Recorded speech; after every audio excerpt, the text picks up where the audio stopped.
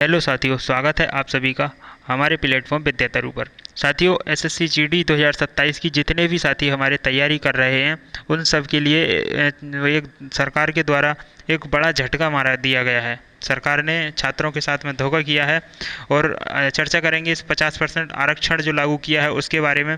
तो ये पूरा वीडियो देखें और अगर चैनल पर नए हैं तो चैनल को सब्सक्राइब कर लें। बाकी मैं ये पूरा आपको जो 2 दिन पहले नोटिस जो मिनिस्ट्री ऑफ होम अफेयर के द्वारा ये जारी किया गया था, इसके बारे में देखते हैं। ये था रिजर्वेशन फॉर रिलेटेड अग्निवीर से 21 जुलाई के लिए जो नोटिस सरकार ने जारी किया था। और इसमें लिखा हुआ था, आपने जिस छात्र ने भी देखा होगा उन्होंने देखा होगा इसमें कि इसमें लिखा हुआ था जो रिजर्वेशन है ऑफ 50% वैकेंसीज, इसमें लिखा हुआ है साफ, आप देख सकते हैं। इसे पूरा मैं पीडीएफ में टेलीग्राम पर अपलोड कर दूंगा इसकी। बाकी इसमें लिखा हुआ था 3 ईयर एज रिलैक्सेशन, जो पहला बैच रिटायर होकर आएगा, जो अब आप देख सकते हैं 4 साल पूरे होने वाले हैं इस योजना को, अग्निवीर योजना को। और इसका पहला बैच दिसंबर लास्ट में, दिसंबर में या फिर जनवरी शुरू में आ जाएगा इसका पहला बैच। और जो पहला बैच आएगा उसके लिए अग्निवीर, इसके लिए इस आरक्षण में 5 साल की छूट आयु में देने की बात करी गई है। और बाद में जो बैच आते रहेंगे उनमें 30% की छूट एज में उन्हें सभी को दी जाएगी। साथ ही इसमें एक और चीज़ रखी गई थी कि एग्ज़ाम, वो ये था रिटन एग्जामिनेशन। रिटन एग्जामिनेशन इनका नहीं होगा, यहाँ पर कोई भी रिटन एग्जामिनेशन इनके लिए नहीं रखा गया है। बाकी पीएसटी फिजिकल स्टैंडर्ड टेस्ट इनके लिए, इफ़िशेंसी टेस्ट जो था इनके लिए, ये भी कोई भी फिजिकल इफ़िशेंसी टेस्ट की ज़रूरत नहीं है, किसी भी एग्ज़ाम स्टैंडर्ड की मतलब एग्जामिनेशन की इन्हें कोई ज़रूरत नहीं है। तो ये था आपका मतलब जारी किया गया नोटिस। लेकिन सरकार ने ये तो किया, इसमें आधिकारिक घोषणा देखो, मैं एक बार मैं यहाँ से इसे बनाकर लेकर आया हूँ, जिसमें 50% जो था सीधी वैकेंसी, जो अगर माना कि 100 वैकेंसी से मान लेकर चलते हैं, अगर आपके पास 100 वैकेंसी आती हैं, 100 वैकेंसी में सीधा 50 वैकेंसी चलेगी अग्निवीर के लिए। 50 वैकेंसी अब आपके लिए 50 वैकेंसी आपके पास बची। 50 में एससी एसटी और वुमेन मतलब महिलाओं के लिए आरक्षण, बाकी और भी इसमें जो होती हैं फ्रीडम फाइटर वगैरह, स्वतंत्रता सेनानी वगैरह, ये सारे रिजर्वेशन अगर सब काटेंगे तो मुझे लगता है इसमें 30 से लगभग 35% आरक्षण, मतलब जो सीटें बचेंगी फ्रेशर स्टूडेंट के लिए, जो बच्चा तैयारी कर रहा है उसके लिए मात्र 30 या 35 सीटें, 100 वैकेंसी आती हैं उसमें से 30 या 35 फ्रेशर बच्चे ही लगेंगे। तो इस हिसाब से आप देख सकते हैं कि कितनी मेरिट जाएगी। अभी आप देख सकते हैं कि अगर 100 सीटें आती हैं और बच्चा 100 सीटों पर फाइट करता है, तब भी 65 और 70 के बीच में मेरिट रहती है 80 में से। अगर अब ये केवल 30-35 सीटों पर मेरिट रहेगी तो ये कितनी जाएगी आप खुद अनुमान नहीं लगा सकते। बाकी ये 50% सीधी भर्ती अग्निवीर की हो जाएगी। यहाँ पर एसएससी जीडी मतलब वो सॉरी 100% इन्हें परीक्षा में छूट है, पूरी 100% इन्हें मतलब शारीरिक परीक्षा पीईटी पीएसटी में पूरी छूट है। और बाकी आयु में 3 साल और 5 साल की इनके लिए छूट दी गई है। भारत सरकार ने सीएपीएफ्स और Assam rifle constable GD rifleman के पदों पर पूर्व अग्निवीरों के लिए नया वर्ग एक्स अग्निवीर बनाया है, जिसके लिए निम्नलिखित प्रावधान किए गए हैं। जिसमें आपने देखा होगा जो एसएससी जीडी में जो भर्ती आती हैं, इसमें सीएपीएफ के लिए उसमें लिखा हुआ था सीएपीएफ, उसके लिए एफ होगा यहाँ पर सीएपीएफ एस। तो इसमें जो पद आते हैं सभी के सभी पदों में सरकार के द्वारा ये लागू कर दिया गया है। बाकी ये फैसला किसके लिए और क्यों गलत है आप इसके लिए देख सकते हैं कि जो फ्रेशर स्टूडेंट है उसके लिए सीमित अवसर हो जाएंगे, लाखों सामान्य छात्रों के लिए मौके बेहद कम हो जाएंगे क्योंकि आप वैकेंसी कम हो जाएंगी। तो कट ऑफ कहाँ तक जा सकती है आप उसके बारे में सोच भी नहीं सकते। बच्चे, जाहिर सी बात है कि उसमें बच्चों को क्या निराशा मिलेगी, मनोबल टूटेगा बच्चे का जब वैकेंसी कम होंगी, तो ये तो होगा ही होगा। बाकी ये जो योजना सरकार ने लागू करी है, ये लागू तो की सरकार ने, अच्छी बात है। अग्निवीरों के लिए कुछ ना कुछ तो प्रावधान होने चाहिए, ज़रूरी है। अगर उन्हें 4 साल के लिए 4 साल बाद आप वापस घर भेज दे रहे हो तो, लेकिन इसमें क्या उचित प्रावधान मतलब सकारात्मक कदम सरकार उठा सकती थी, क्या सरकार कर सकती थी, उस बारे में हम एक बार थोड़ी सी चर्चा करेंगे कि अगर जो मतलब सरकार जो अग्निवीरों के लिए जो योजना, अग्निवीर योजना उस समय लेकर आई थी, पहली तो यही गलत थी। लेकिन जब धीरे धीरे जब योजना आ गई और वैकेंसीज इससे आई, बच्चों ने इसका फ़ायदा उठाया, तो फिर लोगों को अच्छी लगने लगी, मतलब स्वीकार कर लिया। अच्छी तो अभी भी किसी को नहीं लगती है ये, लोगों ने धीरे धीरे इसे स्वीकार कर लिया। फिर क्या हुआ, अब ये मतलब स्वीकार कर लिया, तो अब सरकार इसमें धीरे धीरे धीरे धीरे करके बच्चों के साथ में सरकार खेलती जा रही है। और वो भी खेल रही है गरीब छोटे वर्ग के परिवारों के, मतलब जो परिवारों के बच्चों के साथ में सरकार खेल कर रही है। ये कभी बड़े मतलब जो अमीर घर के बच्चे हैं, जो विदेशों में पढ़ रहे हैं, जो उस लेवल की मतलब पढ़ाई लिखाई करते हैं, उनके साथ में कभी सरकार कोई किसी भी प्रकार का कोई भी फैसला नहीं लेती है। और अगर कोई ले भी लेती है तो ये पूरे कानून के कानून बदल देते हैं। लेकिन जो सीमित वर्ग का बच्चा है, जो गरीब परिवार का बच्चा है, हमेशा उसी के साथ में बस सरकारें खेलती चली आती हैं और इन्हें किसी से कोई लेना देना नहीं होता। यहाँ पर देखो, अग्निवीर की जो सेवा है, हम तो चाहते हैं भाई सीधे सीधे ये जो 4 वर्ष का इन्होंने किया है, इसे आप परमानेंट ही करें। परमानेंट एक बार में ख़त्म करो, इसके जैसा भी है जो भी है, अगर आप भर्ती कर रहे हैं तो इसे सीधा एक बार में परमानेंट कर दीजिए। दूसरा ये है कि परमानेंट अगर आप इसे नहीं करना चाहते हैं तो कम से कम इतना तो होना चाहिए कि जो सर्विस दी जा रही है, अग्निवीरों की जो सर्विस है, जैसे 4 साल का इन्होंने प्रावधान रखा है इसमें, इसे 4 साल से हटा करके कम से कम 10 वर्ष तो इसे होना ही चाहिए।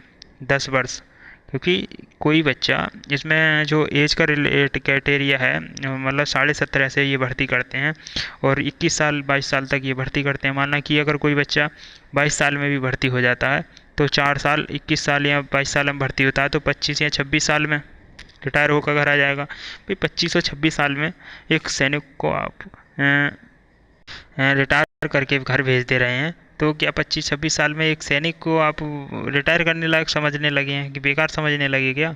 नहीं हो सकता। अरे यार, कोई 17 साल या 17.5 या 18 साल में भी अगर कोई बच्चा भर्ती हो जाता है और वो 22 साल में जाकर रिटायर हो जाएगा, तो क्या 22 साल का बच्चा देश की सेवा करने लायक नहीं रहा तुम्हारी नज़र में? ऐसा हो सकता है क्या? नहीं हो सकता भाई। और दूसरी चीज़, आप इसमें देखेंगे कम से कम 10 वर्ष का इसे प्रावधान होना चाहिए। अगर आप इसे परमानेंट नहीं कर रहे हैं तो कम से कम 10 वर्ष का होना चाहिए। फिर अब इसमें जो सरकार ने जो कैटेगरिया रखा है 50% का आरक्षण, इसमें कुछ तो ढंग से बता के देना चाहिए था। डायरेक्ट 50% वैकेंसीज बारे में बोल दिया आपने। अरे जो एक्स सर्विसमैन का कोटा होता है सरकार के पास में, जो वैकेंसी आती है उनमें, बाकी आयोग आप देख सकते हैं ग्रुप डी वगैरह, मतलब और जितने भी स्टेट के जो भी एग्जाम है, बाकी जितने भी एग्जाम है, सभी ने अपने अपने यहाँ से इन अग्निवीरों को आरक्षण दिया। बहुत अच्छी बात है। तो सब ने 10, किसी ने 10% दिया है, किसी ने 5% दिया है, सब ने अपने अपने यहाँ आरक्षण दिया है। ऐसे ही आप SSC-GD में भी इनके लिए 10% देते, 10% ना देते, हम कहते हैं 20% देते। एक्स सर्विसमैन का जो आरक्षण दिया जाता है पहले से, उसी में आरक्षण इनके लिए बदला 10% ना दे करके आप 20% दे देते, कोई दिक्कत नहीं है। 20% बढ़ा देते तो फिक्स रख के एक्स सर्विसमैन में डाल के इन्हें दे देते, कोई दिक्कत नहीं थी। आपने सीधा सीधा वैकेंसी का 50% कर दिया, ये तो कोई तरीका। फिर दूसरी चीज़, आपने कोई लिखित परीक्षा नहीं, कोई मतलब PET PCP पे मतलब कोई स्टैंडर्ड नहीं रखा है। इसमें क्या मतलब, बच्चा आएगा और डायरेक्ट ऐसे ही तो भर्ती कर नहीं लोगे आप। फिर भर्ती करने के लिए क्या करोगे? यहाँ तो इसमें भ्रष्टाचार चलेगा। आप पैसे ले लेकर के आप मान लो अगर आप 100 वैकेंसी हैं, 70 बच्चे वापस आए हैं, उनमें से 50 को आपको लगाना है, तो 20 रह जाएंगे, तो वो कहाँ जाएंगे फिर? उसमें आपस में वो प्रतिस्पर्धा होगी कि मैं लग जाऊँ, मैं लग जाऊँ। तो एक मतलब कोई ज़्यादा पैसे दे करके मैं सीट हड़पना चाहेगा कि भाई मैं जितने पैसे देता हूँ मैं सीट हड़प लेता हूँ, तो उसमें फिर भ्रष्टाचार होगा। तो अग्निवीरों के लिए भी नेगेटिव पॉइंट है कि भर्ती होने के लिए उनके पास कोई क्या वो रहेगा, सीधा एक ही चीज़ रहेगी, पैसा पैसा दोगे भर्ती हो गए। फिर वो लाख 4 लाख 8 लाख 20 लाख 50 हज़ार 50 लाख 16 मतलब 16 लाख सॉरी, मतलब जितने भी 20 लाख 25 लाख जो भी खर्च करने पड़ेंगे उन्हें भी भर्ती होने के लिए। तो परीक्षा जो कैटेगरी है उसके लिए हम हमारे हिसाब से मतलब अपने हिसाब से सरकार जो है जैसा भी कर रही है, लेकिन सरकार के लिए जो अगर सुझाव है तो उसमें कम से कम इतना होता है, जो लिखित परीक्षा है वो जैसी सभी स्टूडेंट की कराई जाती है वैसे ही वो सामान रखी जाए। मतलब अग्निवीर भी मतलब आते हैं इसमें फॉर्म भरें, पर लिखित परीक्षा दें, क्वालिफाई करें, जो भी होता है मेरिट जितनी आती है क्वालिफाई करें। अग्निवीरों के लिए इतना होना चाहिए, क्योंकि एक अग्निवीर है उसने इतनी हार्ड ट्रेनिंग करी है, इतनी हार्ड ड्यूटी करके वो वापस आ रहा है वहाँ से, तो उनके लिए PET की कोई आवश्यकता नहीं है। फिजिकल स्टैंडर्ड टेस्ट आप पूरा हटा दीजिए उनके लिए, मेडिकल की कोई आवश्यकता उनके लिए नहीं है, क्योंकि पहले से ही मजबूत है भाई बंदा वो इतने साल। अब तो 4 साल ड्यूटी करने के बाद देख सकते हैं कि उसे थोड़ा सा पढ़ने लिखने की तो आवश्यकता पड़ेगी। एक बच्चा इतना मेहनत कर रहा है रात दिन, उसमें किताबें घिसे जा रहा है, अब ये दूसरे बच्चे को पैसे ले करके ऐसे ही भरे दे रहे हैं, तो थोड़ा सा तो कुछ सोचो। हाँ, वो बच्चा पीटी के उनके लिए नहीं लेना चाहिए आपको, कोई ज़रूरत नहीं है उनके लिए फिजिकल स्टैंडर्ड की, मेडिकल की कोई आवश्यकता नहीं है।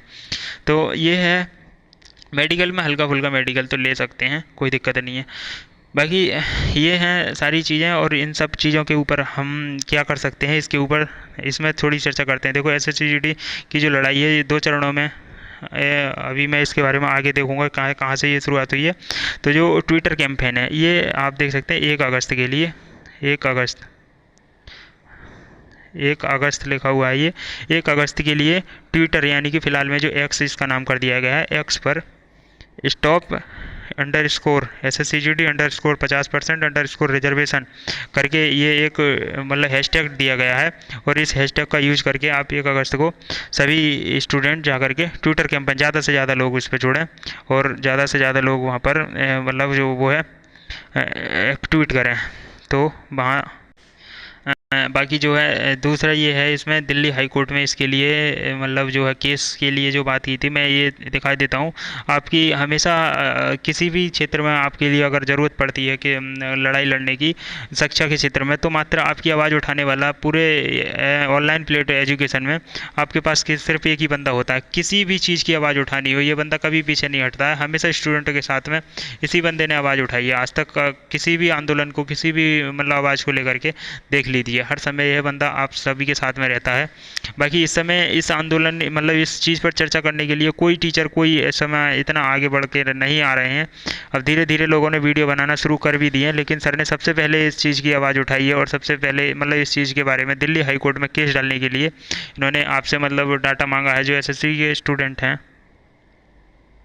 वो सर को तो जान अपना डाटा दें, और सर, क्योंकि सर केस नहीं लड़ेंगे, सर आपसे केस लड़वाएंगे, मतलब सपोर्ट सरकार केस सर लड़ेंगे लेकिन नाम से आपके लड़ा जाएगा। तो सर ने बोला है कि अपना कुछ अपने बारे में जो है नॉलेज मतलब जानकारी सर से जाकर मिलें, क्योंकि मैं एसएससी का छात्र नहीं हूँ तो मैं उस बारे में चर्चा नहीं कर सकता।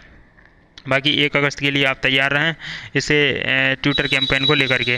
बाकी इसके बारे में हम 1 अगस्त को और उससे पहले जो अपडेट होंगी वो अपने ट्विटर पर कि टेलीग्राम चैनल पर आपको देते रहेंगे।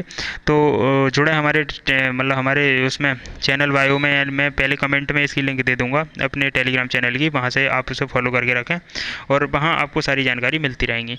तो चलिए साथियों, ये थी मतलब थोड़ी सी छात्रों के बारे में जो गलत हो रहा है 50% आरक्षण के ऊपर हमारी वीडियो, और आप जुड़े हैं इस बारे में, देखें क्या हो सकता है। अगर आप सभी साथ आते हैं तो ज़रूर इस पर कोई ना कोई बड़ा मतलब जो है पॉजिटिव पॉइंट आपको मिल सकता है और इसमें कुछ ना कुछ आपको राहत मिल सकती है। तो चलिए साथियों, मिलते हैं नेक्स्ट वीडियो में। इस वीडियो में बस इतना ही। Thank you.